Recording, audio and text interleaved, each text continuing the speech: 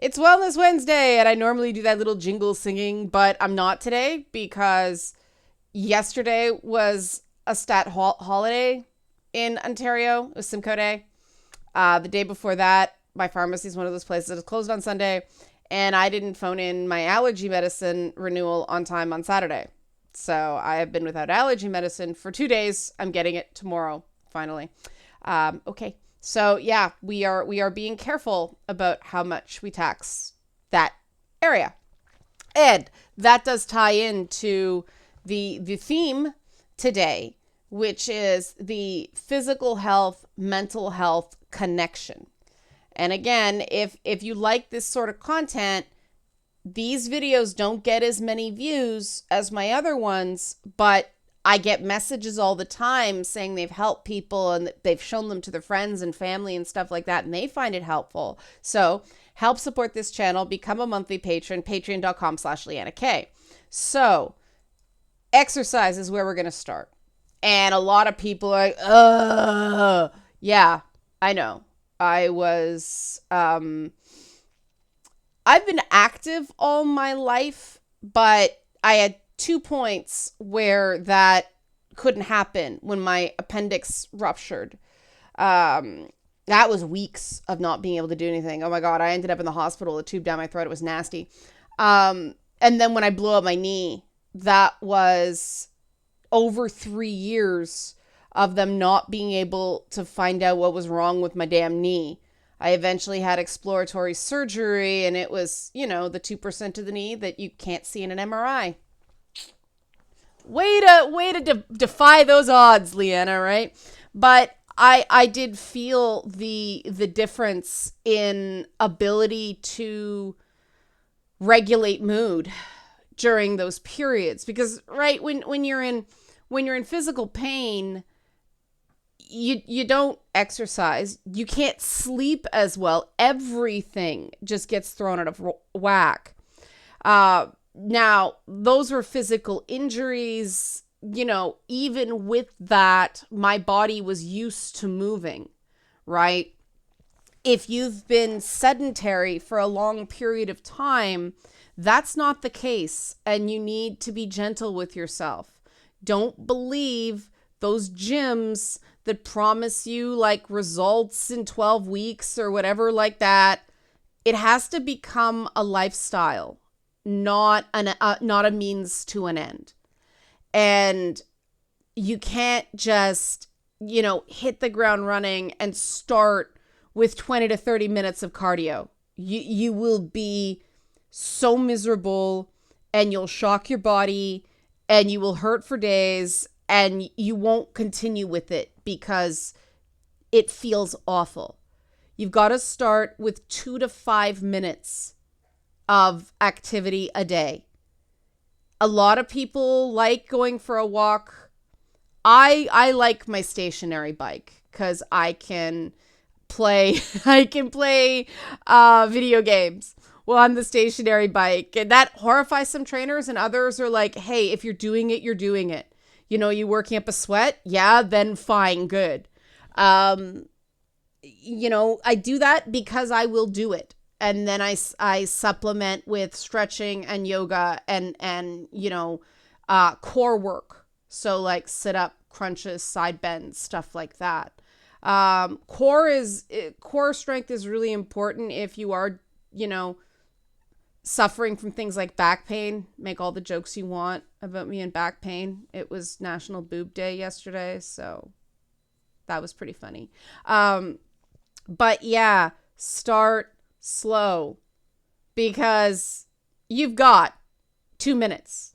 Even if you spend it just running up and down a flight of stairs, watch your knees on that. You don't want to wreck your knees. You don't want to tear your ACL or anything like that. It's miserable.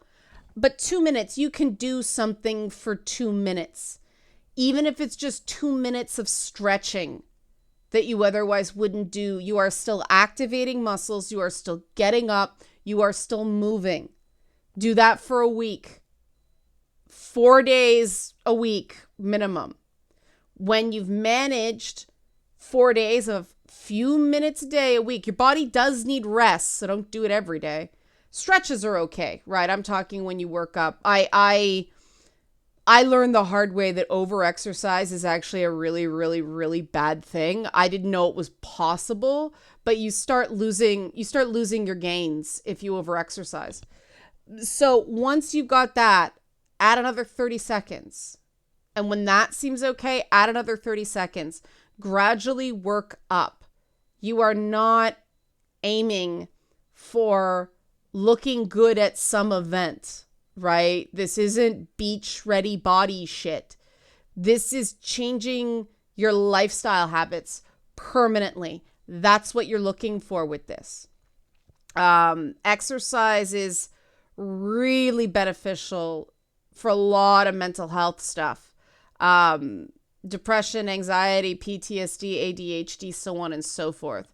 One of the things that's been so difficult with Boss Fight episode 5 is I was trying to be really diligent and get it done. And I actually found, because I was getting up, I was spending all day video editing, and it was, get up, start editing, eat dinner, go to sleep. And after about 2 weeks of that, it was profoundly affecting my mental health. And I'm like, I'm going to have to slow down and get some more balance in this, because when I don't sleep well, and when I don't eat well, and when I don't exercise, the first thing I find goes is my emotional equilibrium. And, thank God that didn't coincide with the latest dog pile of go-go's that have been going on with me lately. I realized it before that started happening. Thank God. Because obviously elements of what I do, you need a pretty firm emotional equilibrium to eat the shit that comes flying at you daily, right? Then there's diet. Speaking of eating, right? Diet matters too. You want a good mix of stuff. If you are a coder, if you do low carb and it works for you, fine, great. I don't recommend low carb dieting for people who need to do things like coding, because the headaches are real. But moderate carbohydrates, but fresh fruits and vegetables, lean proteins. Watch the fat, watch the sugar, watch the starch. These less refined foods have an impact on like enzymes and hormones and everything like that in the body. I won't go too deep into it, but if you saw that documentary, Super Size Me, you saw how, eating fast food all the time impacted that dude's mental health.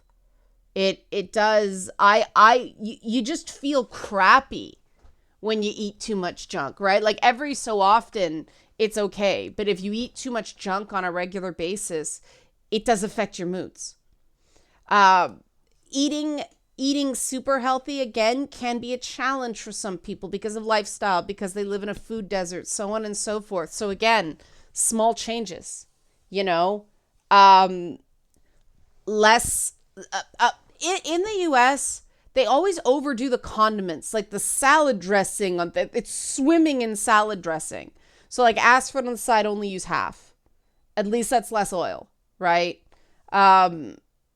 Little things here and there. Think more about introducing foods to your diet that are healthier, like vegetables, like whole grain breads, like things like that, as opposed to depriving yourself. Because again, you want to prevent that short-term misery off the top, right? You want to let your system adjust gradually. And as you introduce these new foods, you will over time realize you like those other foods better. Your body doesn't like the junk food as much anymore because it associates the feeling better with what you're eating. So that's my suggestion for diet. Introduce the vegetables as opposed to think about cutting calories at first. Because again, this isn't about weight loss. This is about eating for mental health. And then, little things that do not make you miserable. You're not chewing your arm off. You're not constantly craving things. we want to encourage your sense of equilibrium, not completely throw it off, right? Now, here's the big one that we as a culture are really bad with: sleep. We know North Americans don't get enough sleep. We know that getting enough sleep is hard nowadays, especially if you spend all day sitting in front of a monitor.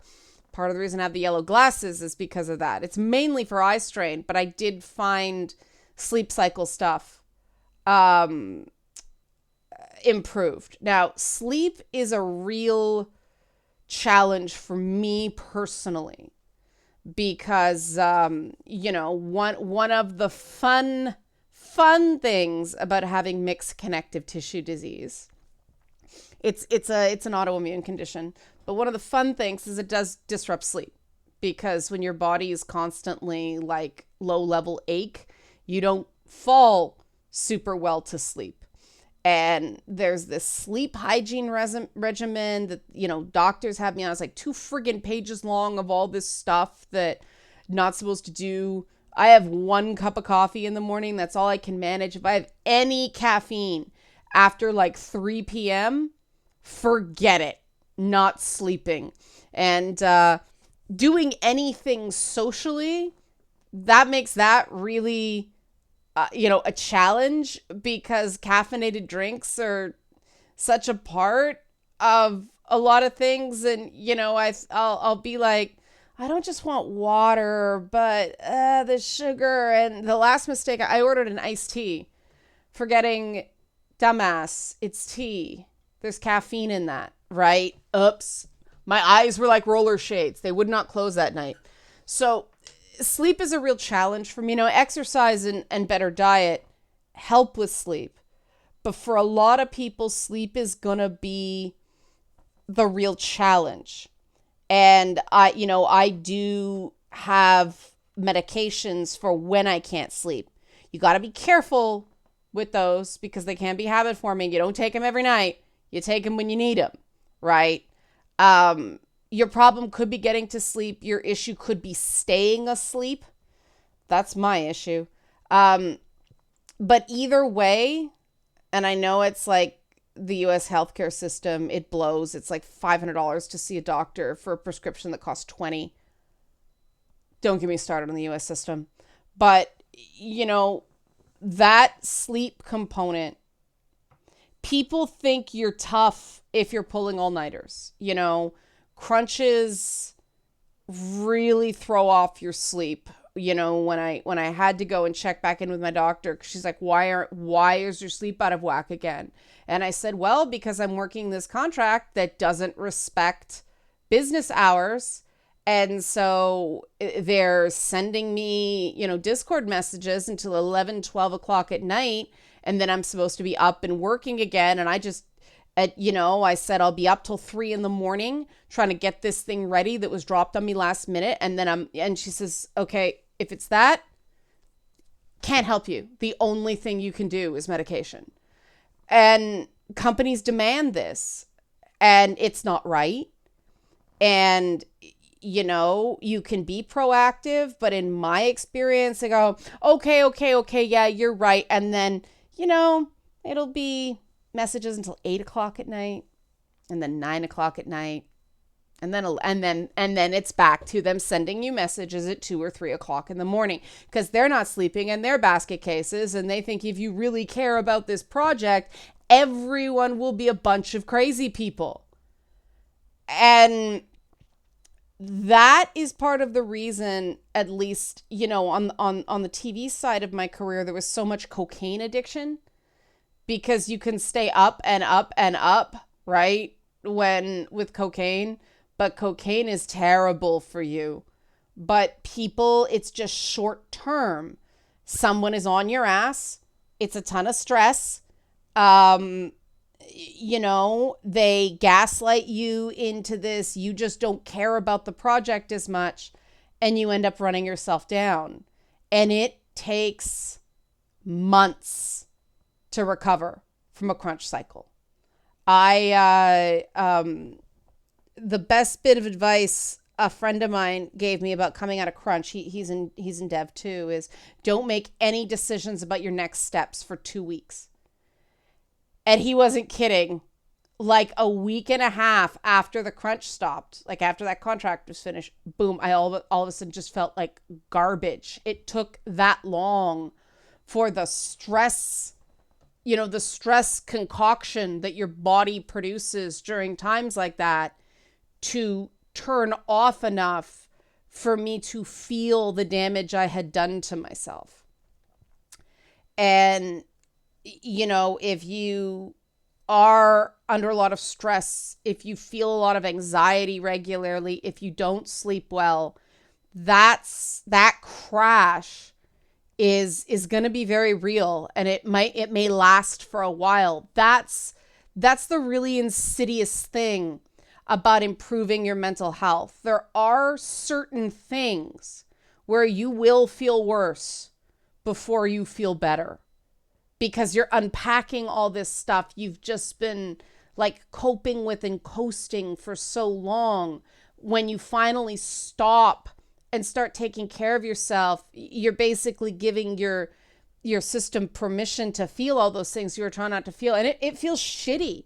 It feels like utter garbage. It's ache and body pain and lethargy, and it can be a whole bunch of other things. Your body is sort of crashing and restarting. And in some ways there's no way around that, which is why I'm so big on ease into the exercise, ease into the diet stuff, because there are other things it's gonna feel like crap at first. And for me, knowing this is what you can expect, you're going to feel crappy for a few weeks as your body recovers. It's not just your brain healing, it's your entire endocrine system that is learning to reset. And that's one of the things the gentle exercise does. It helps what we call the unstuck process with this stuff. It's forming new responses to things. It's changing the associations between something and danger or threat or, bad feelings or something like that. And that does take time. And this is why I did the self-compassion video way before this one. But general rule of thumb, just to recap, it takes a bit of time to be able to tell the difference between the necessary, oh God, this feels awful because it's rebuilding, and stuff that doesn't have to be as shitty as it feels. If your exercise routine is leaving you so sore you can barely move, that's not good. That's not good because you're not going to stick with it, right? If your diet is making you utterly miserable or worse, you feel like you have brain fog or headaches, that's not working for you. Reintroduce those carbohydrates, step down the caffeine slower, unless you're one of those people who just needs to quit cold turkey and go through the misery. But for most people, that doesn't work. For most people, it's so unpleasant that it pushes them back onto it. And then there's a rebound effect, right? And you end up being more unhealthy than you were before. It's like, oh my God, all the bread, right? So hopefully these things help. It feels not great at first with the I exercised for 2 minutes. Yay, right? But no, you exercised for 2 minutes and you didn't do that yesterday, right? And then you chain them together and you do more and more. I mean, if you find 2 minutes is too easy right off the bat, okay, go up to 3, go up to 4. All we're doing here is not overwhelming your system. And that will be things that will also make you stick with it. It's also just simply the time, right? Exercise, like a full workout where you get really sweaty and you have to shower afterwards. You've got, your cardio or your 30 minutes of weights, but you got to warm up beforehand, you got to cool down afterwards, and then you got to shower. And I have all my stuff at home, so I don't have to go to the gym, but then there's gym transportation time. It's an hour, 2 hours out of your day that you have to gradually to work that into your schedule. Because I guarantee you a lot of people watching these videos are workaholics in tech industries, and they were like I used to be, or I have a habit of doing, and I have to consciously stop myself. If you get up, you go right to work, you work all day, you might watch, a couple of anime episodes and then go to sleep. That's not good. That you are driving yourself crazy with that. You need more breaks. Some people set a timer to get up and stretch. Some people, they go for a walk on their lunch break. Whatever works for you, whatever you can sneak in. But again, you don't have to totally change your life all at once. Small changes are easier to stick with than this massive disruption to your lifestyle. Okay? Hope you found this helpful. Good luck. It does help. Help support this channel. Become a monthly patron. Patreon.com/LeannaK. Thanks for watching.